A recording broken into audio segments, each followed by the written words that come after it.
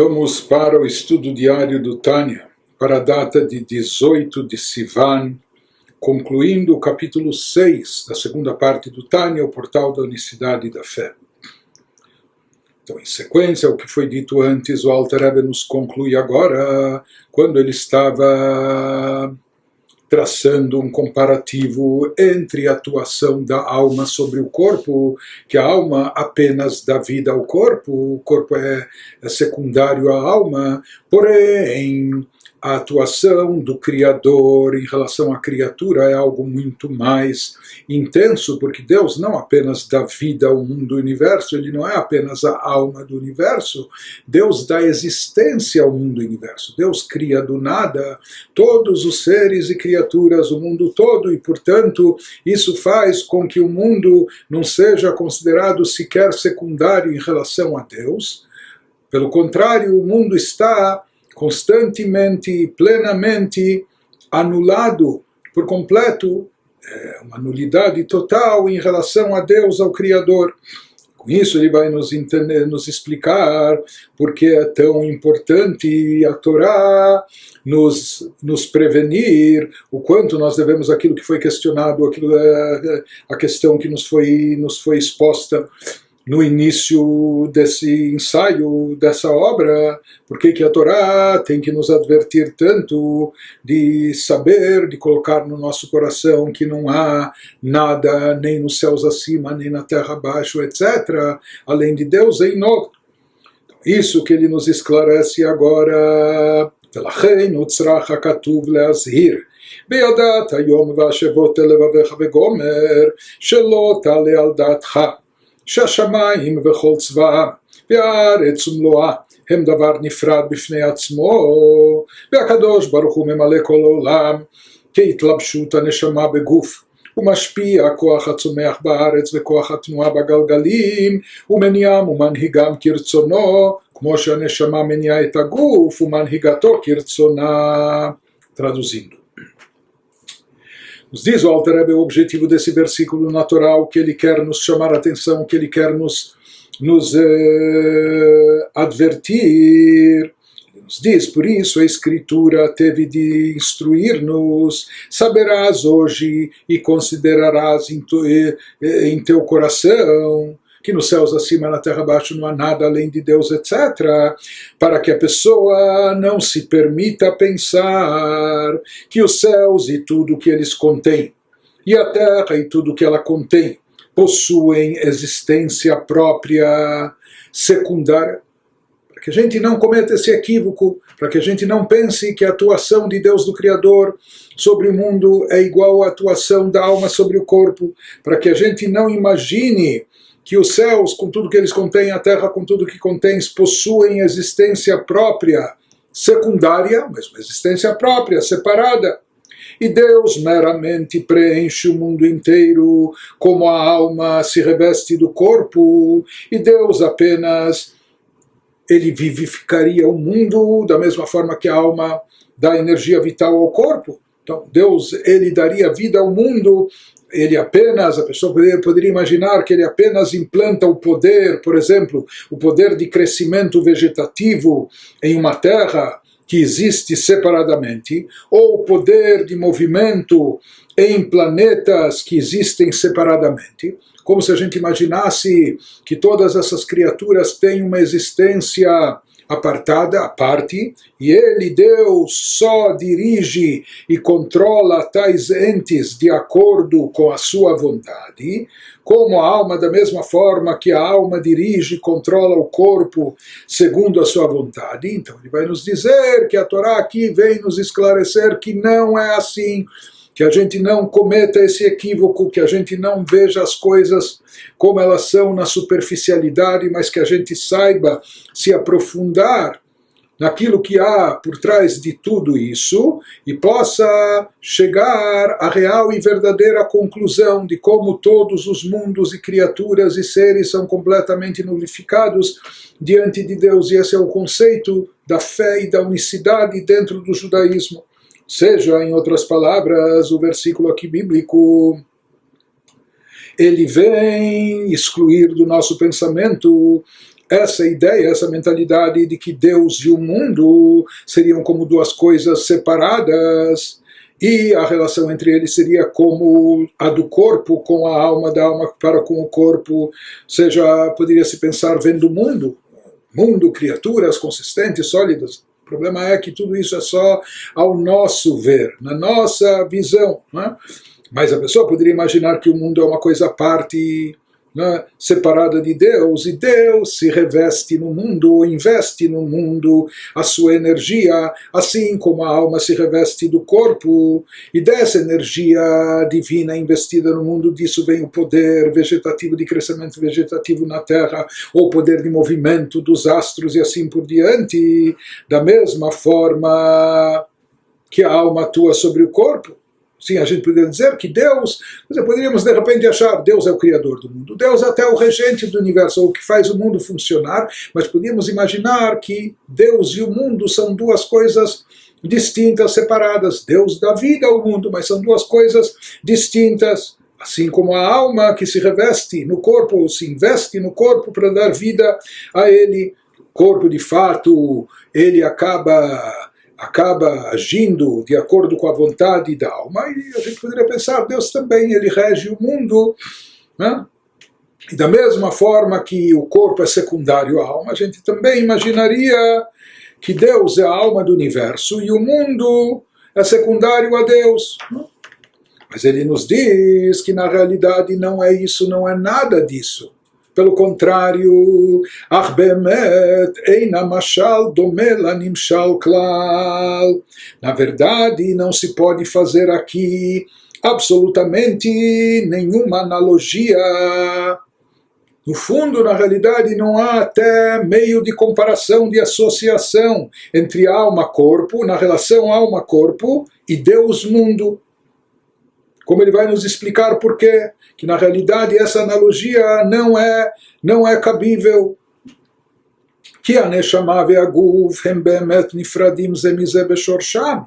Ele nos diz por que não há meio de comparação e de analogia, porque a alma e corpo são verdadeiramente entes separados, mesmo em sua origem, a própria origem, né? Como se fala, o corpo da terra viestes e a terra retornarás, enquanto que a alma é uma essência espiritual, vindo das alturas espirituais, celestiais, etc. Então, no fundo, na realidade, o corpo é um ente separado, distinto da alma. A alma se encarna, se incorpora, se reveste no corpo, mas a alma é distinta, originalmente ou na essência, é um ser distinto do corpo. O corpo não foi criado pela alma, ele não existe por causa da alma, ele já existe per si. A alma dá vida ao corpo, mas na verdade o corpo tem uma fonte e origem distinta, que não é a alma. Dessa fonte e origem, de lá ele foi criado. כי אין התהוות שורש הגוף ועצמותו מנשמתו, אלא מטיפות אביו ואמו, como ele diz, dado que a alma não é a fonte do corpo e não lhe dá existência, de onde veio o corpo? O feto se formou originalmente, o corpo vem das sementes do pai e da mãe da criança. E na realidade, mesmo depois que o feto já se formou, começa a se formar, ele nos diz, vegam achreichen, ou seja, de onde surgiu o corpo? Das sementes do pai e da mãe. E mesmo enquanto ele se encontra ainda em estado fetal, vegam achreichen en gidulo minishmato levada, ela על ידי אכילת ושתיית עמו כל 9 חודשים, ואחר כך על ידי אכילתו ושתייתו בעצמו. O corpo vem, então ele tem uma origem distinta da alma, ele vem das sementes do pai e da mãe da criança, e mesmo após a concepção, o crescimento do feto não se deve somente à influência da alma, porque na realidade a alma ainda não está investida no feto até o nascimento. Então, o crescimento do feto não se deve somente à influência da alma, e sim ao que a mãe come e bebe durante os 9 meses de gestação. Portanto, a fonte de surgimento, de crescimento do corpo não vem da alma ou somente da alma. E mesmo depois disso, depois do nascimento, a criança cresce não só pela força e energia que a alma insufla dentro do corpo, não, a criança cresce pelo que ela própria come e bebe. Portanto, daqui nós vemos que corpo e alma são essências, são seres, são entidades distintas, com origem distintas, e cada uma com existência própria, independente da outra. Mashen kein hashamayim ve'haaretz shekol atzmutam umahutam nitava me'ayin va'efes hamuchlat rak bidvar Hashem veruach piv yitbarach. Não é esse o caso dos céus e da terra e de tudo que eles contêm, de todo o universo, cujo ser inteiro das criaturas é criado do nada e vazio absolutos. Eles nunca existiram, não existiriam, não existem se não fossem criados por Deus. Eles existem unicamente pela palavra de Deus e sopro da sua boca, na linguagem de Salmos 33:6. E mais do que isso, assim eles foram criados e assim lhes foi dada existência, e mais do que isso, assim lhes é mantida a existência, assim eles permanecem não só vivos, mas também existentes a posteriori e continuamente. Vegam adayin nitzav dvar Hashem leolam ושופע בהם תמיד בכל רגע ומהווה אותם תמיד מאין ליש כהתהוות האור מהשמש בתוך גוף כדור השמש עצמו דרך משל, pois ainda a palavra de Deus permanece para sempre nos céus, naquela referência que fizemos no início da obra sobre Salmo 119:89, palavra de Deus que deu origem à criação dos céus do firmamento, que haja céus. Essa palavra que foi emitida nos 6 dias do Gênesis, ela continua, ela permanece para sempre nos céus, lhe dando existência, tirando isso do nada, e assim como nos céus, em todas as outras criaturas. E essa energia flui para dentro dos céus e da terra, constantemente, criando-os, continuamente, como nós falamos, recriando, mantendo a criação, não só viva, mas existente, retirando isso do nada. Isso é feito continuamente a partir do nada, a cada momento, conforme a gente explicou acima. Portanto, a atuação de Deus sobre o mundo, do Criador sobre o mundo, é totalmente distinta da atuação da alma sobre o corpo. O corpo é secundário à alma, mas os mundos, não é que eles são secundários a Deus, os mundos não existem sem Deus. Toda existência, ou suposta existência, que se dá aos mundos é apenas em função da energia vital que lhes retira do nada a cada instante. Em relação a Deus, os mundos de fato estão completamente anulados, são nada e uma nulidade total. E ele nos diz que isso é o significado do que o versículo da Torá quer nos transmitir, que a gente tenha essa noção, que a gente chegue a essa conclusão, para que a gente não veja o mundo como algo apartado de Deus e que Deus apenas dá vida ao mundo universo, mas que a gente saiba que Deus dá existência plena ao mundo universo e o mundo universo não tem qualquer existência ou identidade própria sem Deus, além de Deus. Portanto, o que de fato existe, a única existência absoluta, é apenas e tão somente a divindade. ואם כן, הם בטלים באמת במציאות לגמרי, לגבי דבר השם ורוח פיו יתברך, המיוחדים במהותו ועצמותו יתברך, כמו שהתבאר לקמן, כביטול אור השמש בשמש. Ele nos diz, então, desse versículo, baseado nessa análise profunda que nos foi exposta nesses capítulos anteriores, nós vamos chegar a essa conclusão, que isso resulta na anulação completa da identidade do mundo, como no exemplo dado anteriormente, que a gente falou no capítulo 3, da criação da luz do Sol dentro do próprio globo solar, que enquanto ela está dentro do globo solar, ela está completamente anulada perante a sua fonte de origem, o globo solar, onde ela é perceptível como uma criação à parte, fora do globo solar. Mas como nós falamos também, isso não existe em relação a Deus, já que Deus é onipresente, então aqui sempre a criatura está dentro da divindade, incorporada na divindade, na fonte de origem, portanto,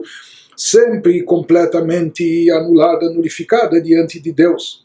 Sendo assim, o o que a gente conclui disso? Que essa suposta identidade própria das criaturas é muito relativa e subjetiva, é muito pessoal na interpretação nossa, nos nossos olhos superficiais, nos nossos olhos limitados, que não conseguem vislumbrar a verdadeira realidade, que não conseguem vislumbrar a divindade. Então, para nós, isso parece ter muita consistência, muita solidez, mas apenas para nós. Mas, no fundo, na realidade, isso que a Torá quer nos advertir e chamar a atenção, sendo assim a identidade independente dos céus e da terra, é anulada.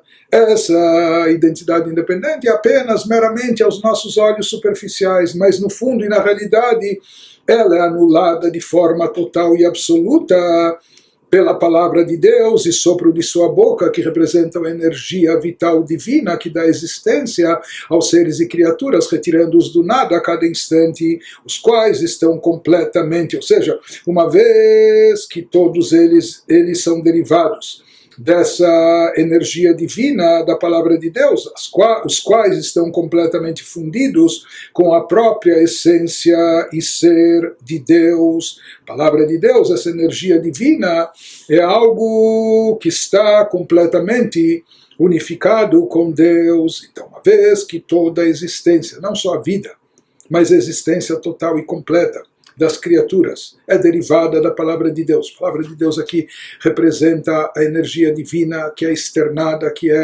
que atua sobre as criaturas. E a existência de todos os seres, na realidade, é a mesma existência, como na analogia, no exemplo dos raios do Sol, quando incorporados dentro do Sol. Que lá eles não têm nenhuma identidade própria, lá eles estão completamente nulificados. Da mesma maneira, exatamente, ele nos diz, céus, terras, todos os mundos, universos, com todos os seus seres e criaturas, estão completamente anulados diante da sua fonte de energia, a palavra de Deus, que lhes faz existir. Exatamente como a luz do sol, dos raios solares, está anulada dentro do globo solar. Por que a gente não percebe, não nota isso? Como a gente disse, Rak shehen hen gvurotav bemidat הגבורה והצמצום, להסתיר ולהעלים החיות השופע בהם, שיהיו נראים השמיים והארץ וכל צבאם, כאילו הם דבר בפני עצמו. Ele nos diz, apesar de como nós falamos, como isso ele vai nos explicar mais adiante também nos capítulos 11 e 12, no final da obra, que as emanações de Deus são anuladas, tudo aquilo que se deriva de Deus é anulado como a luz solar dentro do Sol. Porém, elas são de fato, a gente não vê e não percebe isso, por quê? Porque elas são de fato expressões do poder de Gevurah de Deus, e o poder de Gevurah é aquilo que condensa, oculta, encobre, para nós, pelo menos, não é?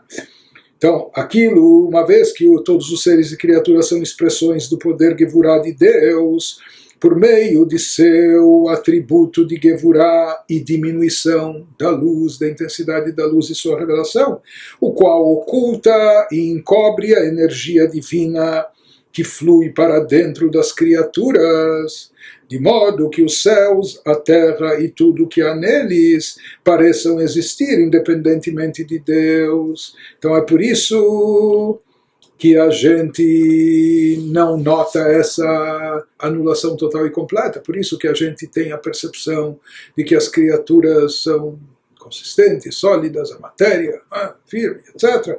Por quê? Por causa do Tzimtzum, mas como nós falamos, o Tzimtzum ele afeta apenas a nós, mas não a Deus, que na realidade verdadeira, divina, de fato, tudo está completamente anulado a Deus. Não somente como o corpo está secundário e subordinado à alma, muito mais do que isso.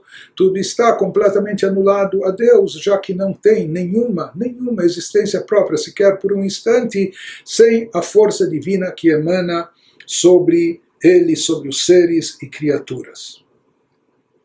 Isso que ele nos diz, mas toda essa ocultação diz respeito apenas a nós, né? Na nossa realidade, na nossa visãozinha, mas não, de fato, na visão suprema em relação a Deus. אבל לגבי הקדוש ברוך הוא, כל הקמא כלא ממש חשיבי, כאור השמש בשמש, essa diminuição e ocultação derivada do tzimtzum, do poder de Gvurá. Havai o Elohim, já falamos que isso está unificado com Deus, etc. Então essa diminuição e ocultação, porém, só são efetivas na perspectiva dos mundos inferiores, de nós, criaturas inferiores. Todavia, na perspectiva de Deus, nas palavras do Zohar, em sua presença, tudo é considerado zero, tudo está completamente nulificado, literalmente como a luz solar dentro do Sol. O famoso exemplo, a analogia que o Alter Rebbe nos trouxe anteriormente, que ele volta a repetir e enfatizar. Ou seja, em relação a Deus, uma vez que o tzimtzum, todo encobrimento, ocultação, não o afeta em absoluto, porque é Ele mesmo que produz e realiza essa ocultação, portanto, para Ele, em relação a Ele, as criaturas são, de fato, completamente nulas, nulificadas, totalmente anuladas, exatamente como a luz do Sol, dentro do globo solar, que lá elas não têm nenhuma identidade própria. Vein midat hagvura masteret chas v'shalom lefanav yitbarach, ki eineinu davar bifnei atzmo, ela Hashem hu Elokim. E conforme nós aprendemos anteriormente nesse capítulo, o atributo divino de Gevurah, bom, mas existe aqui ocultação, condensamento, encobrimento, mas a gente já viu que esse atributo divino de Gevurah não oculta nada dele, de Deus, oculta somente, apenas e tão somente a nós. Mas em relação a ele, Deus nos livre e não oculta em nada, porque não é separado de Deus. Aqui o atributo de Gevurah não é uma força de contenção, de retenção, de ocultamento que vem de fora, Deus nos livre. O atributo de Gvurá não é algo separado de Deus, muito pelo contrário. Ao contrário, Havaye é Elohim, está perfeitamente integrado e unificado com a divindade, e a revelação está implícita, ou seja, Havaye, o Elohim, Havaye é a fonte de revelação, enquanto que Elohim é encobrimento. E aqui ele quer nos dizer, no versículo bíblico, saiba que Havaye, o Elohim, que mesmo quando se vê encobrimento e ocultação, isso é apenas em relação a nós, mas em relação a Deus, Havai é o Elohim, o que predomina é Havai, é a revelação.